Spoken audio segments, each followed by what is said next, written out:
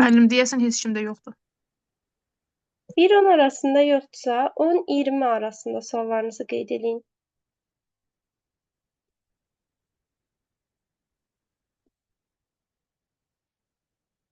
Maşallah, necə yaxşı işləmisiniz. 10-20 arasında sualınız yoxdursa, 20-30 arasında suallarınızı qeyd edin. Müəllim, məndə də 23 səhv çıxıb. Aha. Deyir ki, 16-lıq say sistemində verilmiş bu ədəd ikilik say sistemində nəyə bərabərdir? Yoldaşlar, 16-lıq say sistemindən ikilik say sisteminə necə keçid edirdik? Yəni, bunu sürətli bir üsuldan yazaq. Belə bir cədvəl çəkirsiniz, bu şəkildə. Cədvəldə uyğun olaraq 8, 4, 2, 1 yazırsınız ilk sətrə. Sol tərəfdən isə alt-alta sizə verilən ədəddəki rəqəmləri yazırsınız. Biri 3-dür, bir də 7. Y-nin onluq say sistemində qarşılığı nəyə bərabər idi? 10, 4-ə bərabərdir. Deməli, bu qaydada yaz. Baxın, deməli, biz bu 3 və 14 rəqəmini 8, 4, 2, 1 rəqəmlərinin cəmindən almışıq. Yaxşı, 3-ü almaq üçün bu rəqəmlərdən hansılar cəmləmək lazımdır? 2 və 1-i cəmləmək lazımdır. Ona görə onlara 1, yerdə qalan rəqəmlərə 0 yazıram. Sonra 14-ü almaq üçün mənə hansı rəqəmlər lazımdır? 8, 4 və 2. Çünki bunların cəmi 14 edir. Deməli, 1 lazım deyil, ona 0 yazdım. Müvafiq olaraq 3-ün yerində nə dayanacaq? 0, 0, 1, 1. Müəllim, niyə Y-nin variant yerində almışam? isə 1, Amma 1, cavab şeydir. 0. Deməli, uşaqlar, bu misalda da görürsünüz uyğun cavab yoxdur cavablar arasında, düzdürmü? Bu zaman nə edirsiniz? Soldakı sıfırları silə bilərsiniz. Çünki biz sola 0 artıra bildiyimiz kimi soldan 0-ı silə də bilərik. Belə deyim də, adi onluq say sistemində 0, 5 ilə 5-in hər hansı bir fərqi varmı? Yoxdur. Yəni soldakı 0 ədədin dəyərinə təsir göstərmədiyindən artıra da bilərsən, silə də bilərsən sol tərəfə 0-ı. Ona görə burada biz silirik. Yəni misalımızın doğru həlli üçün. Və ona görə doğru cavab nə alınacaq? C bəndə alınacaq. İndi buyurun, sualınızı verə bilərsiniz.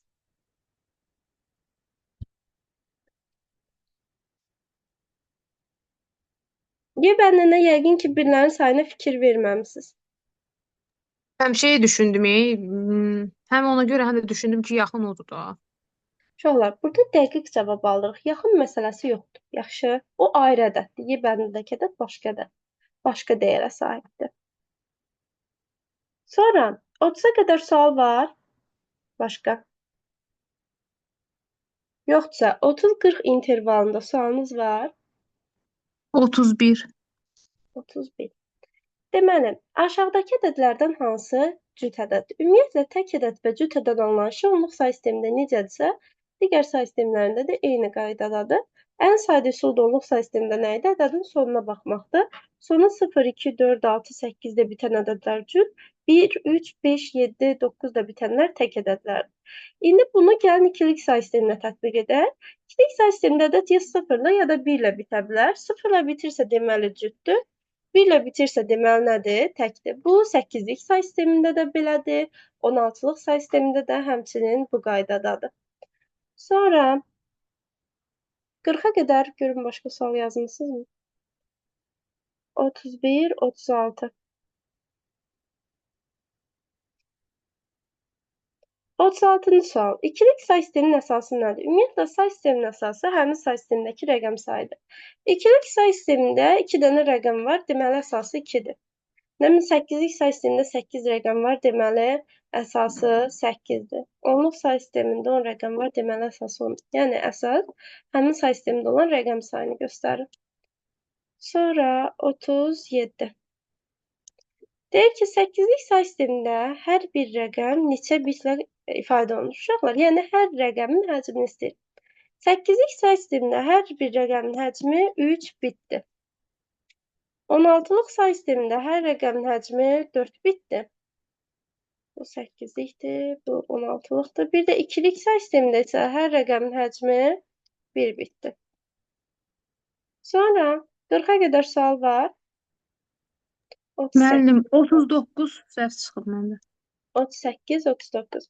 Aşağıda yazılmış yazılışlardan hansı doğru deyil?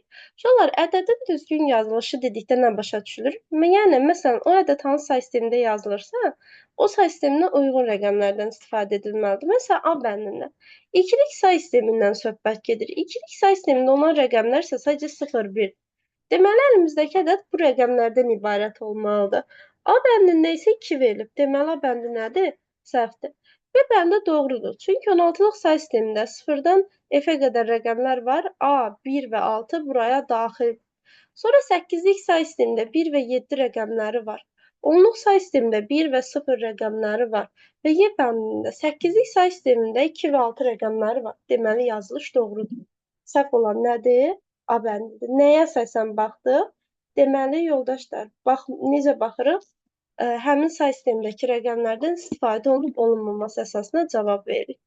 Sonra 39-cu sualda deyir ki, auditoriyada qız və oğlan sayı verilib və qızların sayının oğlanların sayından nə qədər çox olduğunu istəyir. Burada sadəcə problem odur ki, hansı say sistemində olduğunu deməyib uşaqlar. Əsas yazılmırsa, onluq say sistemindən söhbət gedir deməli. Yəni, siz bu ədədləri onluğa çevirib, sonra da fərqi tapacaqsınız. Onsuz da siz hesablamanı onluqda bildiyiniz üçün yenə də onluqdan istifadə etməyiniz daha əlverişlidir. Gəlin bir-bir ədədlərimizi onluq say sisteminə çevirək. Birinci ədədimizi yazdım. Yadımıza salaq görək, ikilik say sistemindən onluq say sisteminə hansı qayda ilə keçirdik? İkilikdən onluğa keçəndə rəqəmləri sıfırdan başlayaraq sağdan sola doğru nömrələyirdik. Deməli, sonra isə uyğun olaraq hər bir rəqəm vurulur əsasa. 1 vursun 2 üstü 5. Üstünə gəlsin 0-ı nəyə vursaq 0 eləyir deyə atıram. Üzərinə gəlsin 1 vursun 2 üstü 2. Üzərinə gəlsin 1 vursun 2 üstü 1. Üzərinə gəlsin 1 vursun 2 üstü 0. Əslində bu ikilikdir deyə heç birləri yazmasanız da olar. Birbaşa 2 üstü 5, üstə gəlsin 2 üstü 2, 2 üstü 1 və 2 üstü 0 da yazsanız doğru olardı uşaqlar. Deməli, bu da olacaq 32, üstə gəlinsin 4, üstə gəlsin 2, üzərinə gəlsin 1. Deməli, bu da neçə eləyəcək? 39 eləyəcək. Bu aldığımız nədir? Oğlanların sayıdır. Ondan sonra eyni qayda ilə qızların sayını da tapa bilərik. Yenə sağdan sola doğru nömrələmə apardınız. Gəlin bu dəfə birbaşa yazaq. 2 üstü 5, üstə gəlsin 2 üstü 4, sıfırları atdım. Üstə gəlsin 2 üstü 0. O da eləyəcək 32, üstə gəlinsin 16, üstə gəlsin 1. Bu da eləyəcək 49. Deməli, qızların sayı isə 49-dur. Bizdən də soruşduğu oydu ki, qızların sayı oğlanların sayından nə qədər? Yəni, neçə vahid çoxdur? Deməli, onun üçün də çıxacam. 49-dan 39-u çıxdım və aradakı fərq nəyə bərabər oldu? 10-a bərabər oldu. Ona görə sualımızın doğru cavabı B bəndi olacaq. Sonra 40-cı sual. 40-cı sual da maraqlı suallarımızdan biridir. Deyir ki, A, B, C-də uyğun olaraq. Uyğun olaraq nə deməkdir? Yəni, uyğun olaraq A-nın kodu 00, B-nin kodu 01, C-nin kodu 10, D-nin kodu isə 11. Ədədləri ilə kodlaşdırılmışdır. Deyir ki, B, A, C, D simvollar ardıcıllığı, deməli, biz bu dediyi ardıcıllıqla düzməliyik. Deməli, B-nin yerində nə durur? 0, 1. Sonra A-nın yerində nə durur? 0, 0. Sonra C-nin yerində nə durur? 1, 0. D-nin yerində 1, 1 olur. Dediyi ardıcıllıqla kodlaşdırılaraq 16-lıq say sistemində yazılarsa hansı ədəd alınır? Deməli, bu ədədi 16-lıq say sisteminə keçirməyinizi istəyir. 16-lıq say sisteminə keçid üsulumuz necə idi? 3 mərhələdən ibarət idi. Öncə rəqəmləri sağdan sola doğru 4-4 ayırırdıq. Sonra hər 4 rəqəmin üzərinə müvafiq olaraq 8-4-2-1, 8-4-2-1 yazırdıq və alt-alta vurub toplayırdıq hər 4 rəqəmə uyğun olaraq. 8 dəfə 0, 0, bunlar 0 edir, bir dənə 4 dəfə 1, 4.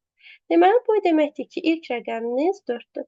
Eyni qayda da digərlərində hesablayırıq. 8 dəfə 1, 8, üzərinə 2 üzərinə də 1 gəlsək 11 eləyir. Biz də demişik ki, bunların hər biri bir rəqəm ifadə etdiyindən 11-i bu qaydada saxlaya bilmərik. 11 hansı say sisteminə bərabərdir 16-lıq say sistemində? Daha doğrusu hansı rəqəmə bərabərdir? B rəqəminə bərabərdir. Ona görə 11-in yerinə B yazırsınız. Və sualımızın doğru cavabı 4B olacaqdır. Yəni doğru cavab Y bəndidir. Yəni bu qayda ilə yazacaqsınız. Ondan sonra yoldaşlar 40-50 arasında suallarınız var.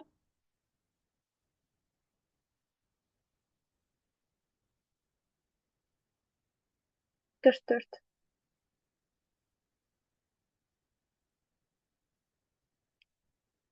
44'ü keçmədən öncə 42-ni necə müqayisə etmisiniz? Onu bilmək istəyirəm. Kimsə izah edə bilər 42-ni?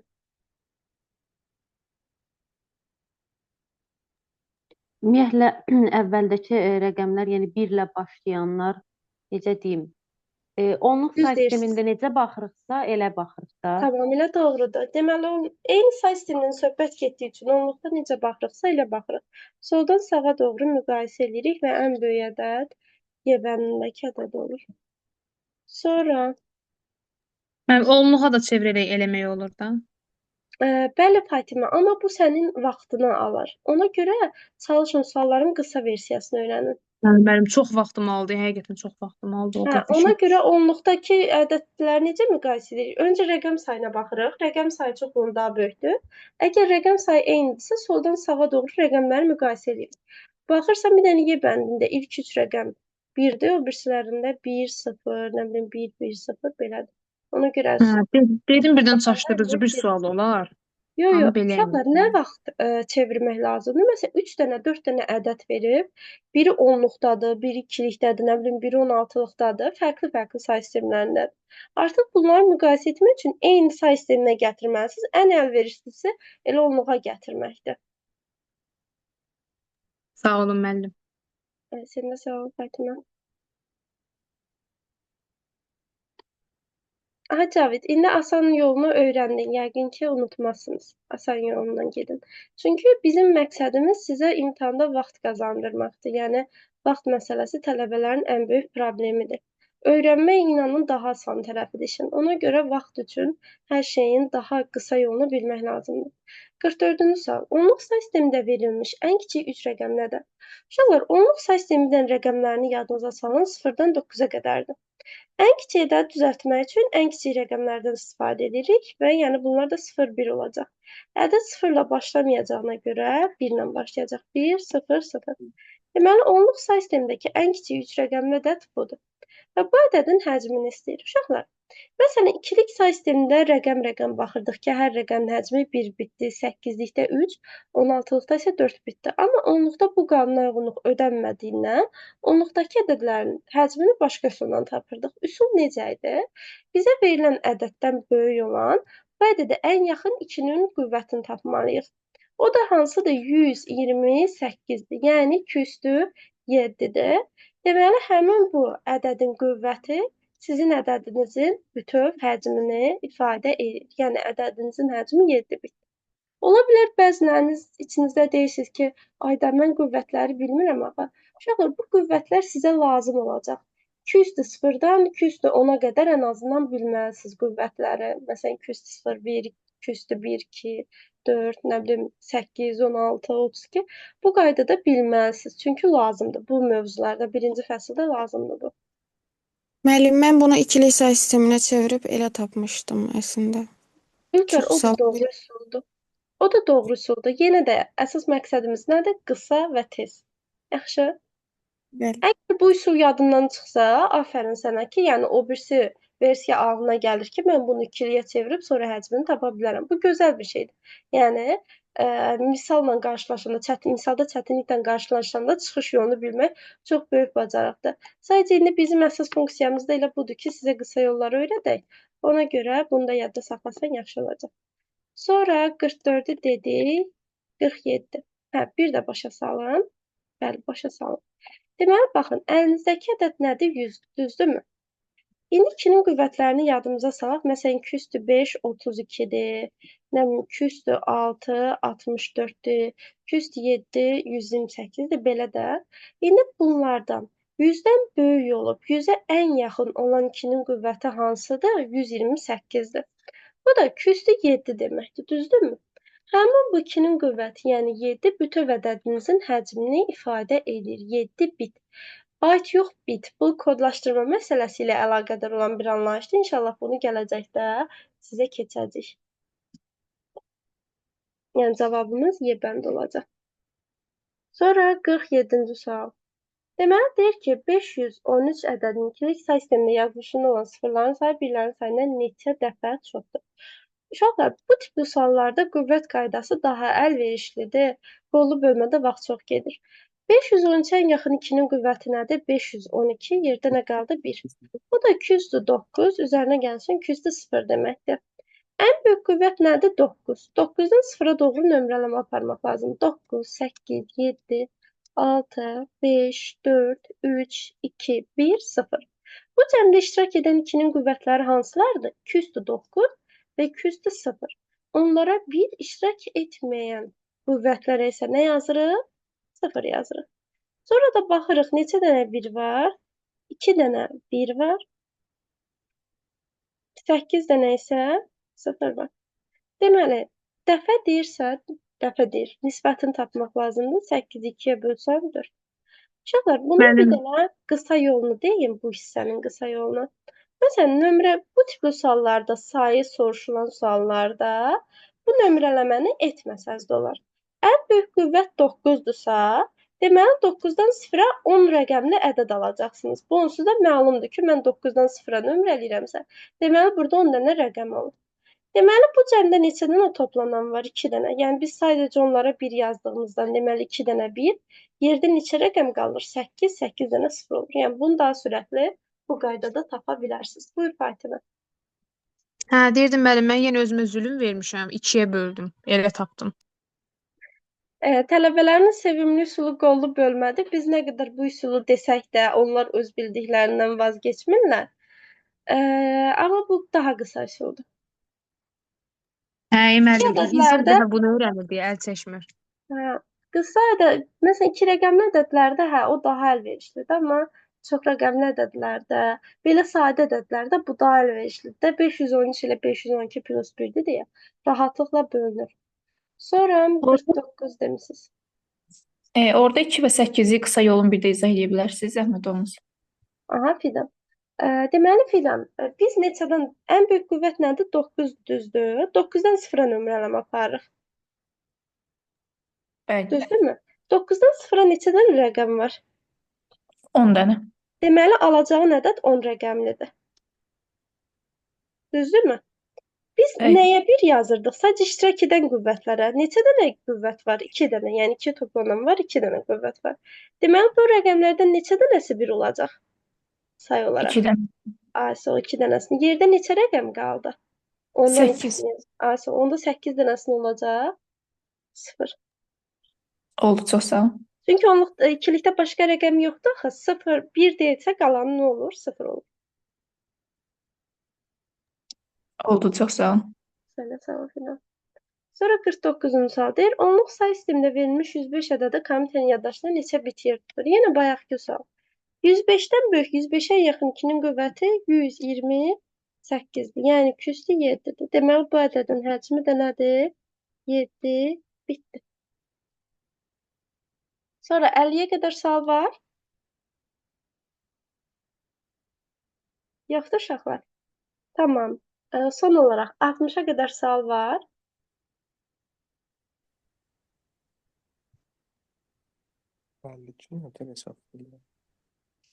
Başa düşməm. 52-ci suala bir daha baxa bilərik. Dəqiqə. 52-ci sual. Deyəsən, baraltı çox sualımız. 52, 55. Deməli, 52-ci sual. Deyir ki, cəmini hesablayın. Uşaqlar, ikilik say sistemində cəmləmə qaydası var alt-alta, amma biz sizə bu üsulu öyrətmədiyimiz üçün siz bildiyiniz yoldan gedəcəksiniz. Bildiyiniz yol nədir? Biz cəmləməni onluq say sistemində bilirik deyə bu ədədləri ayıraraq da onluq say sisteminə çevirə bilərsiniz. Deməli, birinci ədədi onluq say sisteminə çevirirəm. Sağdan sola doğru nömrələdik. Deməli, 2 üstü 3, üzərinə gəlsin 2 üstü 1. Bu da elədir. Deməli, 2 üstü 3 eləyəcək 8, nədən? 2-ni gəlsəm eləyəcək 10. Ondan sonra bir ədədi də yenə çevirirəm onluğa. Deməli, bu da eləyəcək 2 üstü 2, üstə gəlsin 2 üstü 1, üzərinə gəlsin 2 üstü 0. Bu da eləyəcək 7. Deməli, biri 10-dur, biri də 7-dir. Bunların cəmi neçə eləyir? 17. Təzədən bunu cavab ikilikdədir deyə ikiliyə çevirdik. Qüvvət qaydasını tətbiq edə bilərik. 2 üstü 4, üzərinə gəlsin 2 üstü 0. Yəni 16 plus 1 kimi parçaladıq. 4-dən 0-a doğru da nömrələsək, 4, 3, 2, 1, 0. İştirak edən qüvvətlərə 1 yazırsınız. İştirak etməyən qüvvətlərə isə 0 yazırsınız. Və deməli, doğru cavabımız nə olacaq? B bəndi olmuş olacaq. Sonra, baxaq növbəti suallarımıza. 55-ci sual.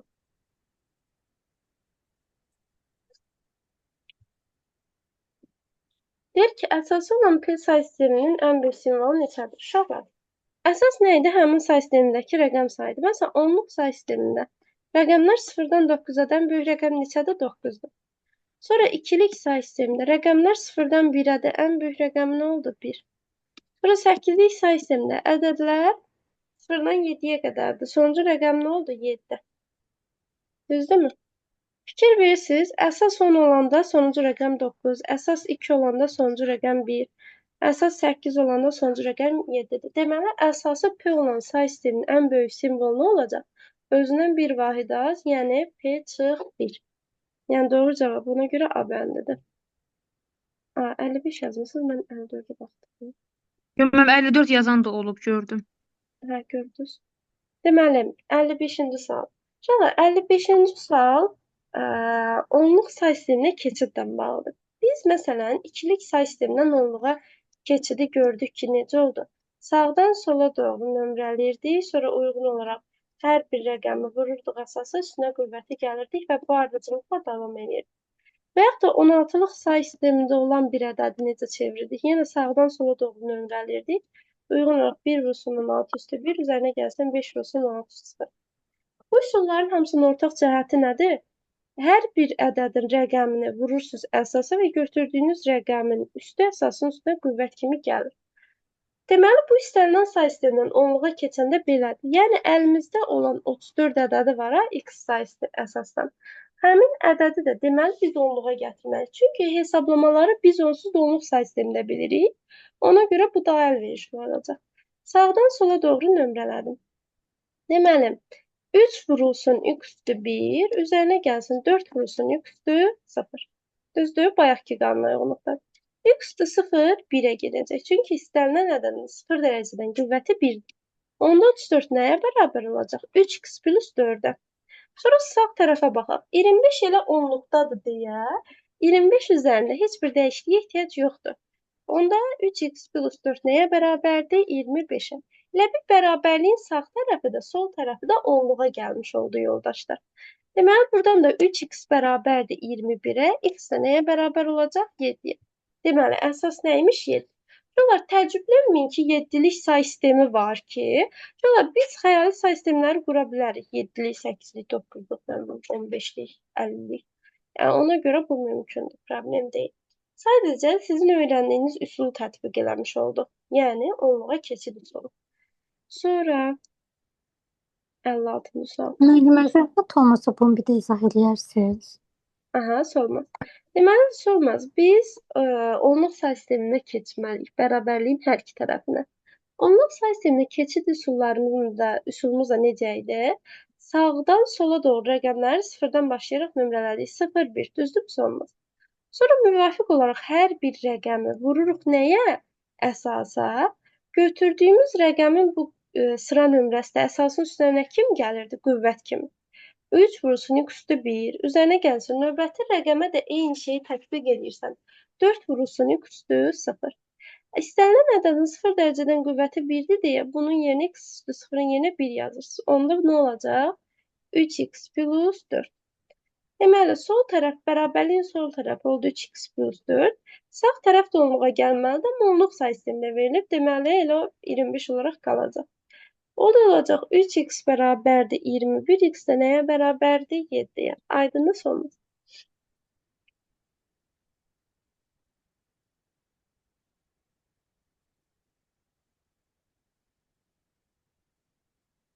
Sonra Tamam. Deməli, 56-cı sual. Deyir ki, 255 tələbə var. Daha doğrusu imtahan vermişdi. Bunların bir qismi uğurlu nəticə əldə edib. Deməli, uğurlu nəticə əldə edənlərə sayını tapaq. Bunu nə etməliyəm? Öncəliklə onluq say sisteminə çevirməliyəm. Sağdan sola doğru nömrələdim. Bu da bərabərdir. 1 vursun 2 üstü 7, yəni 128. Üzərinə gəlsin 64. Üzərinə gəlsin 0. Nəyə vursam 0 eləyir deyə bunlar getdi. Üzərinə gəlsin 2 üstü 1, yəni 2. Üzərinə gəlsin 1. Bunların da cəmi neçə eləyəcək? 128 üstə gəlsin 64. Üzərinə gəlsin 2, üzərinə də gəlsin 1. Bunlar da 195 eləyəcək. Deməli, 195 tələbə keçib. Bizdən də kəsilənlərin sayı lazımdır. Yəni, neçə tələbə imtahandan keçməyib. Bunun üçün nə edəcəksən? Ümumi imtahan verən tələbələrin sayından, yəni 255-dən çıxacaqsan 195-i və bu şəkildə nəticəni alacaqsan 60. Deməli, neçə oldu cavabımız? 60 olmuş oldu. Sonra 0 1 edir. nə? 2 üstü 0 1 edir. Onu soruşurdum. Aha, istənilən ədədin 0 dərəcədən qüvvəti 1-ə bərabərdir. Fərqi yoxdur ədəd nə olur olsun. Tamam. Sonra 58. Uşaqlar, 58 də bu 55-ə oxşayır. Deməli, baxın, bərabərliyin sağında, solunda onluq say sisteminə gətiririk. Sol tərəfdə hər bir ədədi ayrı-ayrı onluğa gətirirəm öncə. Deməli, birinci 25-i onluq say sisteminə gətirirəm. Üsul necədir? Sağdan sola doğru rəqəmləri nömrələyirəm. Deməli, birinci rəqəm nədir? 2. 2 vurulsun. Əsasımız nədir? X minus 8 üstü 1. Üzərinə gəlsin 5 vurulsun. X minus 8 üstü 0. Deməli, X minus 8 üstü 0 nə edir? 1. Bunu da sadələşdirsək, 2-ni X-ə vurduq. 2X minus 16 üstə gəlsin 5. Dedik, 2X minus 11. Uşaqlar, yəni mən 25-in yerinə nə yazacağam? 2X çıx 11. Eyni qaydada digər ədədi də onluq say sisteminə çevirirəm. Yenə sağdan sola doğru rəqəmləri sıfırdan başlayaraq nömrələdim. Birinci rəqəm nədir? 1. 1 vurulsun. Əsas nədir? X çıx 14 üstü 1. 0 nəyə vursaq 0 edir deyə yazmadım. Bunu da sadələşdirsəm elə X çıx 14 edir. X çıx 14. Sonra 23 də elə onluqdadır deyə heç nə etmirəm. 23 qaldı. Gəlin indi sadələşdirək. 2x-in üstünə x gəldim. 3x çıxılsın 25 bərabərdir 23-ə. 3x də bərabərdir 48-ə, x də bərabərdir 16-ya. Uşaqlar, qaça-qaça gedib 16 yazmırsınız. Çünki sualda başqa şey istəyir sizdən. Deyir, ödəyən x üçün, yəni 16 üçün 23 ədədinin onluq say sistemindəki təsvirini tapın. Yəni 23-ün əsası nə imiş? 16 imiş. Deməli, bunu da hansı say sistemində təsvirini istəyir? Onluqda. Bunu da yenə bayaqki üsulda onluğa çevirirəm. Sağdan sola doğru nömrələdim.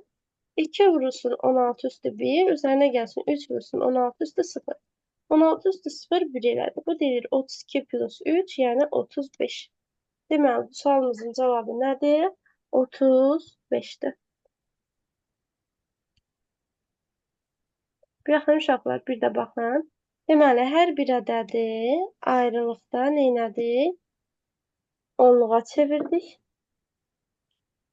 Daha sonra bunları bir ifadə şəklində yazdıq, tənlik qurduq və tənlik əsaslı x-i tapdıq. Ondan sonra da x23-ün indeksini əsasına qoyaraq 23-ü onluğa gətirdik. Yəni, ardıcıllıq bu qaydada oldu.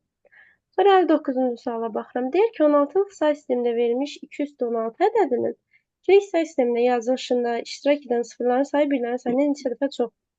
Uşaqlar, baxın, əgər ədəd 2-nin qüvvət şəklində göstərilibsə, bu ədədi ikiliyə çevirəndə ilk rəqəm 1, yerdə qalan rəqəmlər isə qüvvət üstü, yəni n qədər 0 olur. Yəni, ədədimiz 216-dırsa, bunu ikiliyə çevirəndə bir dənə 1, arxasına da düz 16 dənə 0 yazacaq. Nəticə itibarilə bu ədəddə bir dənə 1 olacaq, 16 dənə isə 0 olacaq. Deyir ki, sıfırların sayı birlərin sayından neçə dəfə çoxdur? 16 da birdən 16 dəfə çoxdur. Bu üsulun yaranma səbəbi ümumiyyətlə nədir? Biz ədədi sadələşdirəndə uşaqlar ədədi 2-nin qüvvətlərinin cəmi şəklində yazırıq da, bu ədəd elə birbaşa 2-nin qüvvətidir. Sonra ən böyük qüvvətdən 0-a doğru nömrələyirik. Düzdürmü? İştirak edən qüvvətlərə 1, yəni 216-ya 1, yerdə qalan 15-dən 0-a qədər olan qüvvətlərə isə 0 yazırıq da, yəni oradan gəlir bu üsul. Yəni səbəbi budur. Onu da qısaca üsul olaraq yadda saxlayırıq ki, ədəd 2-nin qüvvət şəklində yazılıbsa birinci rəqəm 1, arxasına da qüvvət üstü qədər 0 yazmaq lazımdır. Sonra eyni qaydada 60-ı da özünüz tapın. 221 ədədini indi 2-liyə çevirəndə neçə 1, neçə də 0 olacaq? 20 0 bir dənə də 1. Yox. 21 Qüvvət 0. qədərdir 0 sayı. 21 0 bir dənə 1. 221 deyil. Bir dənə 1 elə 21 dənə 0. Ay, çaşdım müəllim. Hə, çaşdım. Çünki 20-dən 0-a qədər 21 rəqəm olubdur, üstə düşür. Deməli 21 dənə 0, 1 dənə 1 var. İndi bu dəfə vahid deyir uşaqlar. Vahid deyəndə çıxılır. Yəni 21-dən 1-i çıxsan neçə qalacaq? 20, yəni 20 vahid daha çoxdur. Sıfırların sayı. Oldu. Deməli buradan bu qədər. Artıq say sistemini yekunlaşdırdıq. Sollardan qaranlıq qalan nəsə var yoldaşlar? Hər şey aydındır.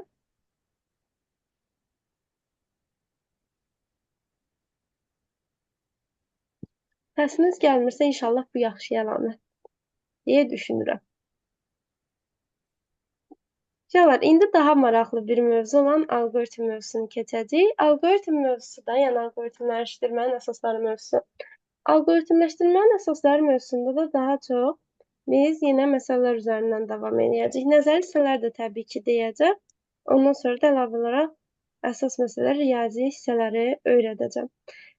Sən də sağ ol, olmaz, xoşdur, buyur.